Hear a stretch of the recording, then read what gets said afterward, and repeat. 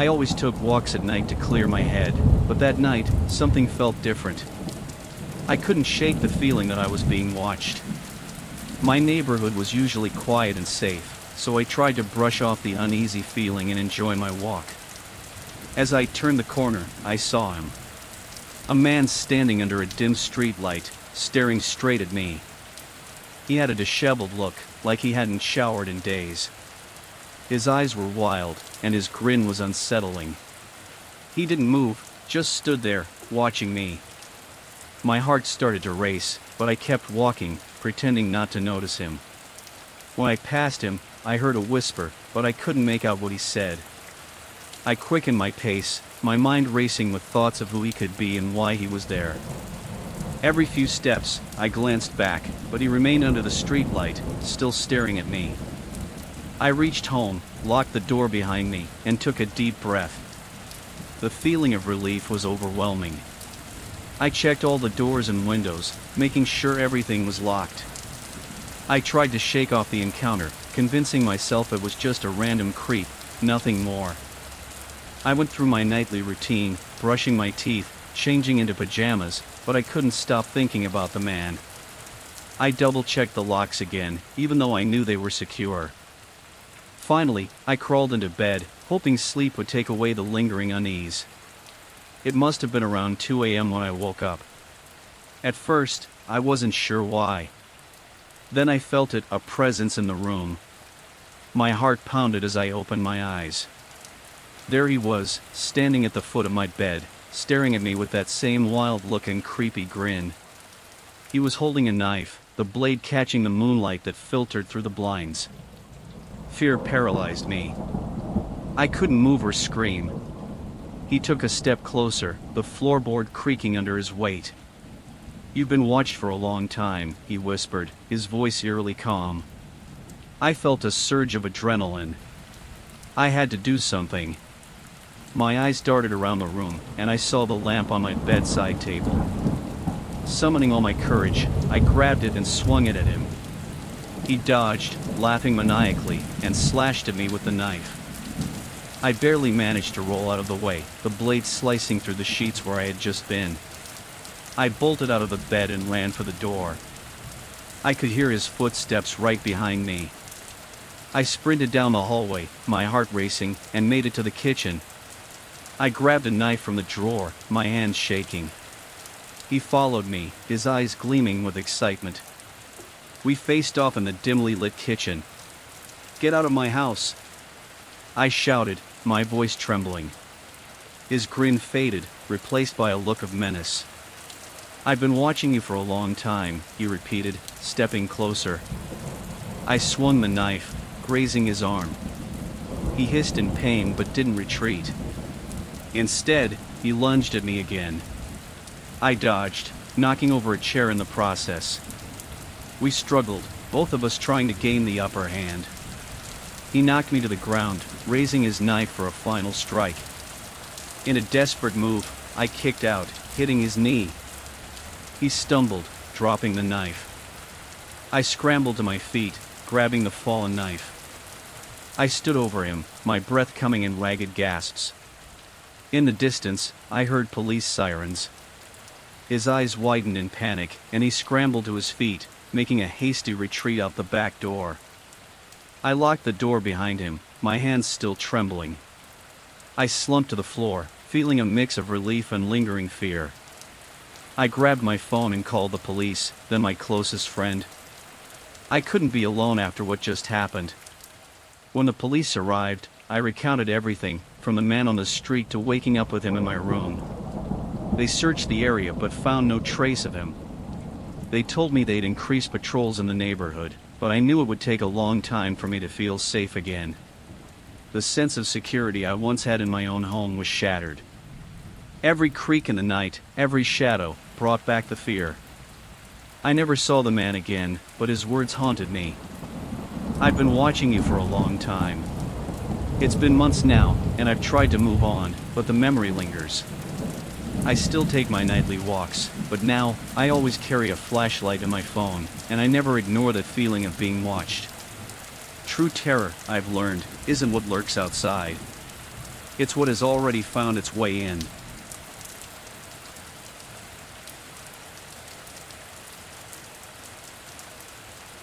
It was a stormy night when I was 12 years old, the kind of night where the wind howls like a warning.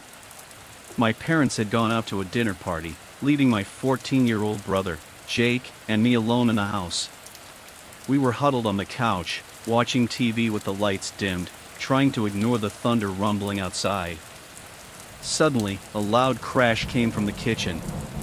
The sound of glass shattering. Jake and I froze, our eyes wide with fear. Someone had broken in. Before we could react, the power went out, plunging the house into darkness. Lightning flashed, briefly illuminating the living room. That's when we saw the two masked intruders standing in the doorway, their dark figures outlined by the lightning. One of them carried a crowbar, the other held a knife. They saw us immediately. The one with the crowbar pointed it at us, and in a deep, threatening voice, said, "Don't move." Fear surged through me like ice. Jake grabbed my hand, and we bolted off the couch, sprinting down the hallway. We could hear the intruder's footsteps pounding behind us. We reached our parents' bedroom and slammed the door shut, locking it quickly.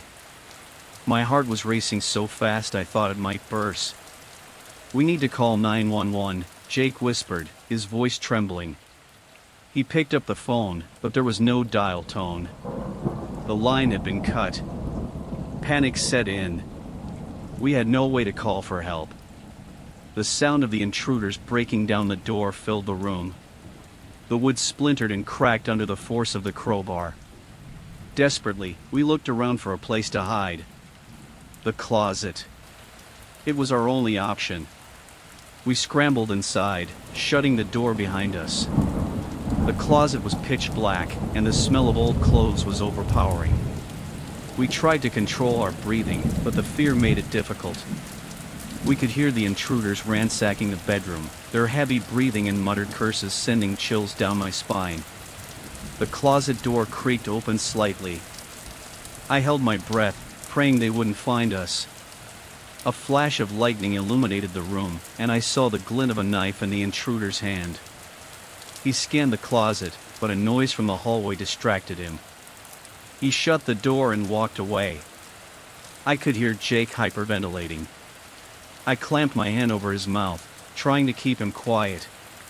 The intruders started talking about what they planned to do with us once they found us. They mentioned making an example out of us. My blood ran cold. We couldn't stay hidden forever. We had to escape. I whispered to Jake that we needed to get out of the house. Quietly, we unlocked the window in the bedroom. It was old and creaky, and I winced with every sound it made as we pushed it open. We started climbing out, but the guard intruder heard us. He shouted to his partner, and they rushed back into the room. We dropped into the backyard, the wet grass cold under our feet. The intruders were right behind us. We sprinted towards the fence, our feet slipping in the mud. We barely managed to climb over the fence, our hands getting cut on the rough wood. The intruders were too big to follow us easily, giving us a slight head start. We ran to our neighbor's house, banging on the door until they answered. They were startled and confused but quickly called the police when they saw how terrified we were. The police arrived just as the intruders were fleeing. They chased them but never caught them. That night changed everything for me. I never felt safe in my own home again. Every stormy night brought back memories of that terror. I started checking the locks obsessively, keeping a weapon by my bed. Even now, as an adult, the fear from that night lingers. I remember Jake and I sitting in the neighbor's house, wrapped in blankets, trying to calm down. The police searched our house, but the intruders had taken off with some valuables. They left behind a shattered window and a deep sense of vulnerability that never really went away. The sound of glass breaking still sends a shiver down my spine. I can't help but look over my shoulder on stormy nights, half expecting to see masked figures standing in the shadows. It's a fear that never quite leaves you, a reminder that safety is often just an illusion. That night taught me to be vigilant, to always be prepared for the unexpected. But most of all, it taught me the importance of family. Jake and I faced that terror together, and it made us stronger. We never spoke much about that night, but the bond it created between us was unbreakable.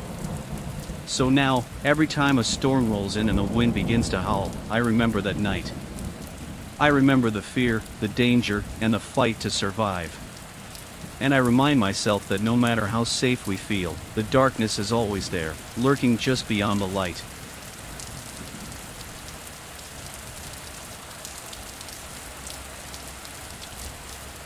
I never thought my life could turn into one of those horror movies I always laughed at. You know the kind, where the main character does something stupid, like investigate a noise at night. Well, that night, I became the main character. It was a dark and stormy night, typical cliché, but real. My parents had gone out for some late-night event, leaving me alone in the house. I was curled up on the couch, binging my favorite show, the rain pounding against the windows and the wind howling outside. Everything was normal until I heard a faint, persistent tapping sound coming from downstairs. At first, I shrugged it off. It had to be the tree branches hitting the windows or maybe just the house settling. But then the tapping became more rhythmic, deliberate, almost like someone was knocking. My heartbeat picked up, and I tried to ignore it, turning up the volume on my TV. But the sound persisted, a chill creeping down my spine. I grabbed my phone, turning on the flashlight as I tiptoed down the stairs. Each step felt like a countdown to something I wasn't ready for. The lights flickered because of the storm, casting creepy shadows on the walls. As I reached the bottom, I noticed something that made my blood run cold. The back door was slightly ajar. I always locked it, always. But there it was, open just a crack, and wet footprints led from the door into the living room. My mind raced. Someone was in the house. I caught a glimpse of a shadow moving stealthily, rummaging through drawers and cabinets. Panic set in, and I retreated to the kitchen, my hands shaking as I locked the door behind me. I grabbed the biggest knife I could find and tried calling my parents, but there was no answer. Worse, the storm had knocked out the internet, leaving me without Wi-Fi.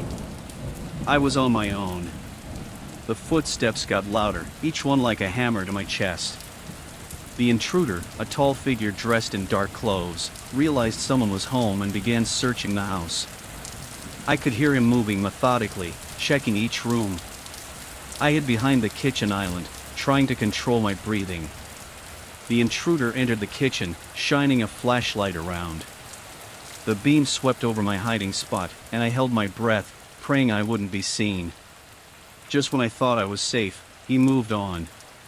But I knew it was only a matter of time before he found me. I needed to get out. I tried to move quietly, but my foot knocked over a glass. It shattered loudly, and the intruder was instantly alerted. He rushed back into the kitchen, and I barely had time to slip into the pantry. I could hear him breathing heavily, searching for me, each step closer than the last. The intruder locked the main doors, trapping me inside. I felt like a mouse in a cage, nowhere to run. My heart raced, and I knew I had to come up with a plan. Suddenly, there was a noise outside, a dog barking. The intruder was distracted for a moment, and I saw my chance. I bolted from my hiding spot, racing towards the front door. The intruder saw me and lunged forward, but I managed to dodge him. We struggled briefly, his sinister smile inches from my face. I could feel his breath, and the fear was almost paralyzing. But adrenaline kicked in, and I swung the knife, not to harm, but to scare him off. It worked. He backed off just enough for me to unlock the front door and sprint outside. I ran to my neighbor's house, pounding on the door until they answered. Gasping for breath, I explained what happened, and they called the police. From their porch, I watched as the police arrived, their lights flashing. They searched my house and eventually dragged out the intruder, a man who was wanted for a string of home invasions. My parents came home soon after, hugging me tightly, relieved that I was safe. But the fear didn't go away. Every creak of the house, every rustle of the wind brought back that night. I realized how fragile our sense of safety is, how easily it can be shattered. I never thought my life could turn into a horror movie, but that night, it did. And now, every time I hear a strange noise at night, I can't help but remember the intruder's menacing presence, knowing that my own home was almost the scene of something much worse.